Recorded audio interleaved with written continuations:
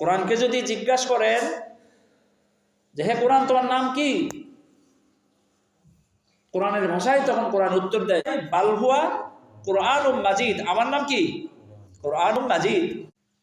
এরপরে যদি বলেন হে কোরআন তার বাড়ি কোথায়, কোরআন তখন কোরআনের ভাষায় উত্তর দেয় ফি লাউহিম মাহফুজ, আমার বাড়ি মাহফুজে। সুবহানাল্লাহ বলেন। এরপরে যদি কোরআনকে জিজ্ঞাসা করা হয় হে কোরআন তুমি দুনিয়াতে কি জন্য আসলে, তোমার বাড়ি মাহফুজে, তুমি দুনিয়াতে কি জন্য আসলে, কোরআন তখন কোরআনের ভাষায় উত্তর দেয় হুদাল লিন্নাস, আমি মানুষের হেদায়েতের জন্য পৃথিবীতে আসছি। সুবহানাল্লাহ। কোরআন কি জন্য পৃথিবীতে আসছে? কোরআন আসছে হুদাল লিন্নাস, আমি মানুষের হেদায়েতের জন্য আসছি। এরপরে যদি কোরআনকে প্রশ্ন করা হয় হে কোরআন তুমি দুনিয়াতে মানুষের হেদায়েতের জন্য আসছো, তাহলে তুমি দুনিয়াতে কোন মাসে এই পৃথিবীতে আসছো? কোরআন তখন উত্তর দেয় শাহরুর রমাদানাল্লাযী উনজিলা ফীহিল কুরআন, আমি পবিত্র রমজান মাসে এই পৃথিবীতে আসছি। বলেন সুবহানাল্লাহ। রমজান মাসে আমি পৃথিবীতে আসছি। কোরআনে কারীম রমজান মাসে পৃথিবীতে আসার কারণে, কোরআনে কারীম রমজান মাসে পৃথিবীতে আগমন করার কারণে, নাজিল হওয়ার কারণে আল্লাহ রাব্বুল আলামিন এই রমজানের মর্যাদা বৃদ্ধি করে দিয়েছেন। বলেন সুবহানাল্লাহ। কোরআনে কারীমের কারণে রমজানের মর্যাদা বৃদ্ধি করেছে। কোরআনে কারীমের কারণে আল্লাহ তাআলা রমজানের একটা নফল অন্য মাসের ফরজের সমতুল্য। কোরআনে কারীম রমজান মাসে আসার কারণে, নাজিল হওয়ার কারণে এই রমজানের একটা ফরজ অন্য মাসের ৭০টা ফরজের সমতুল্য। বলেন সুবহানাল্লাহ। কিসের কারণে? কোরআনের কারণে। এই কোরআনের কারণে এই রমজানের মর্যাদা বৃদ্ধি করছে। শুধু তাই নয়, কোরআনকে যদি জিজ্ঞাসা করা হয় হে কোরআন তুমি রমজান মাসে আসছো, তাহলে তুমি কোন দিনে এই পৃথিবীতে আসছো?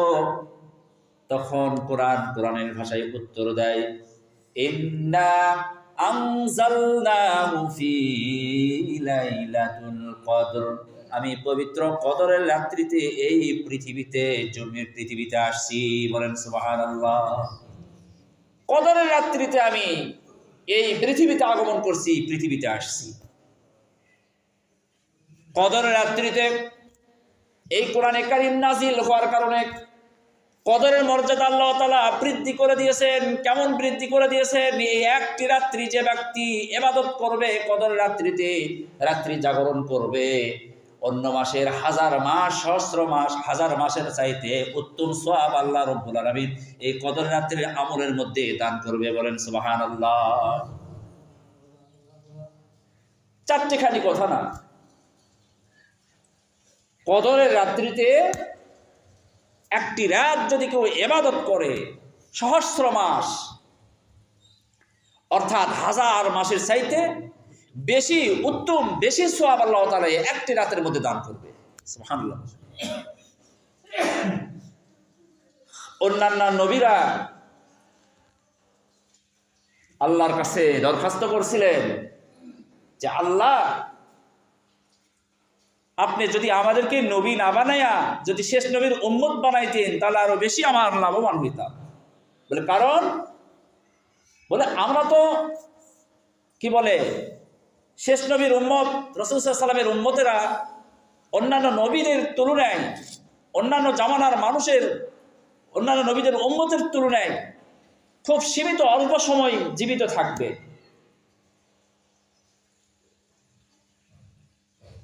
বলে তাহলে তারা এই মাত্র এইটুকু সময়ের মধ্যে 50 বছর, 60 বছর, 80 বছর এরকম বেঁচে থাকবে, তাহলে তারা এর মধ্যে কি ইবাদত করবে?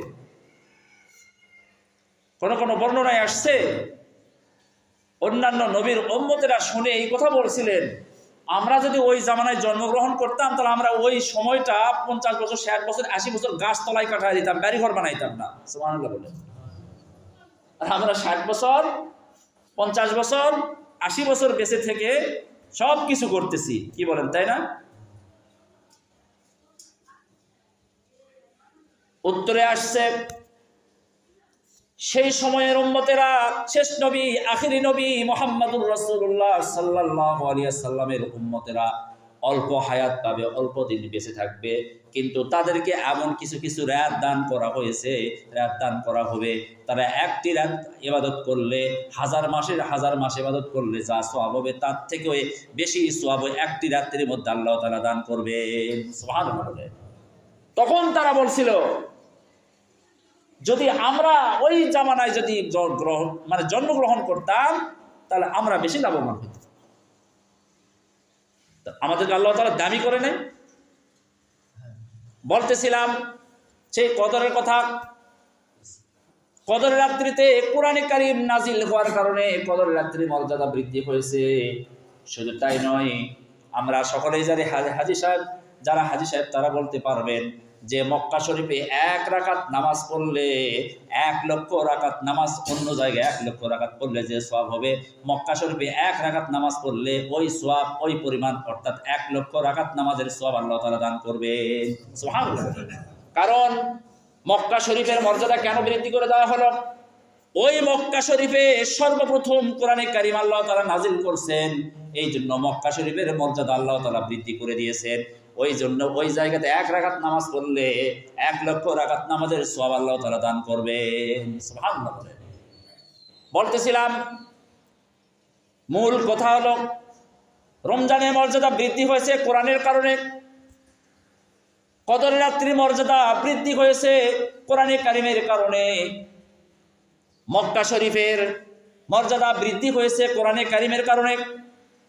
শুধু তাই নয়, রাসূল সাল্লাল্লাহু আলাইহি সাল্লামকে কি বলেন, আল্লাহ রাব্বুল আলামিন লক্ষাধিক নবী পয়গম্বর পৃথিবীতে পাঠাইছেন। সমস্ত নবীর চাইতে আমাদের নবীর মর্যাদা কেন বৃদ্ধি হলো? এটাই হলো, অন্যান্য নবীদের উপর কোরআনে কারীম নাজিল হয় নাই, আমাদের শেষ নবী মুহাম্মদুর রাসূলুল্লাহ সাল্লাল্লাহু আলাইহি সাল্লামের উপর কোরআনে কারীম নাজিল হয়েছে। এই কোরআনের বরকতে আমাদের নবীর মর্যাদা আল্লাহ তাআলা বৃদ্ধি করে দিয়েছেন, শ্রেষ্ঠ নবী হিসাবে নির্বাচিত করছে। বলেন সুবহানাল্লাহ। তাহলে আমরা পরিষ্কার বুঝতে পারলাম, কোরআনে কারীমের কারণে রমজানের মর্যাদা বৃদ্ধি হয়েছে, কোরআনে কারীমের কারণে কদরের মর্যাদা বৃদ্ধি হয়েছে, কোরআনে কারীমের কারণে মক্কা শরীফের মর্যাদা বৃদ্ধি হয়েছে, কোরআনে কারীমের কারণে আমাদের নবীর মর্যাদা বৃদ্ধি হয়েছে। এই জন্য আমি আপনিও যদি কোরআনকে বাস্তবায়ন করতে পারি, কোরআন যদি আমার আপনার দিলের মধ্যে ফিট করতে পারি, কোরআনের অনুযায়ী আমি আপনি যদি জীবনকে পরিচালনা করতে পারি, আমার আপনার মর্যাদা কোরআনের মতোই বৃদ্ধি হয়ে যাবে। সুবহানাল্লাহ।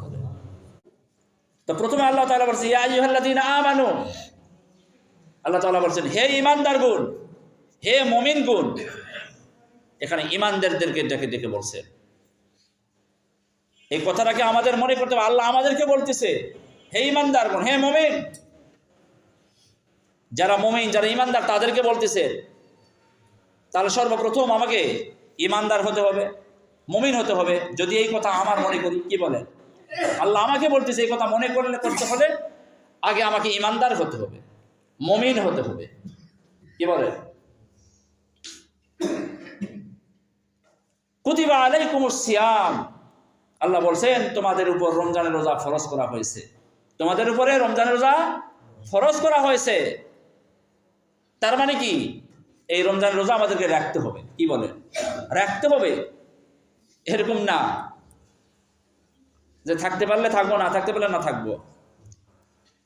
রোজা থাকতে গিয়ে যদি আমাকে আপনাকে শহীদ হতে হয়, তাও প্রস্তুত থাকতে হবে। কি বলে, রোজা রাখতে গিয়ে। এই জন্য আল্লাহ তাআলা অন্য জায়গায় বলছেন, ফামান শাহিদা মিনকুমুশ শাহরা ফালিয়াসুম। আল্লাহ বলছেন যে ব্যক্তি তোমাদের মধ্যে যে এই রমজান মাস পাবে, সে যেন অবশ্যই এই রমজানের রোজা পালন করে। অবশ্যই কথা ব্যবহার করছে, অবশ্যই রাখতে হবে। কিন্তু দেখা যায় রমজান মাস আসলেই হোটেলের মধ্যে পর্দা টাঙানো হয়, কি বলেন তাই না? হোটেলের মধ্যে কি পর্দা টাঙানো হয়, তার মানে কি মানুষ যেন দেখতে না পায়। মানুষকে দেখানোর জন্য আমরা রোজা রাখি? মানুষকে দেখানোর জন্য রোজা রাখি না আল্লাহকে দেখানোর জন্য? আল্লাহ কি ওখানে দেখে না? আল্লাহ বলছে আলিমুল গায়বি ওয়াশ শাহাদা, আল্লাহ অদৃশ্যের জ্ঞানী। আপনি যদি কি বলবো, আপনি মানে যত গভীরে আপনি পানির নিচে মাটির নিচে যদি অপকর্ম করেন সেটাও আল্লাহ দেখে না? দেখে না। তাহলে আপনি হোটেলে পর্দা টাঙায় রেখে আপনি কি বুঝাচ্ছেন? মানুষকে দেখানোর জন্য ইবাদতটা কি বলেন, ওটা তো জায়েজ নেই। আছে মানুষকে দেখানোর জন্য?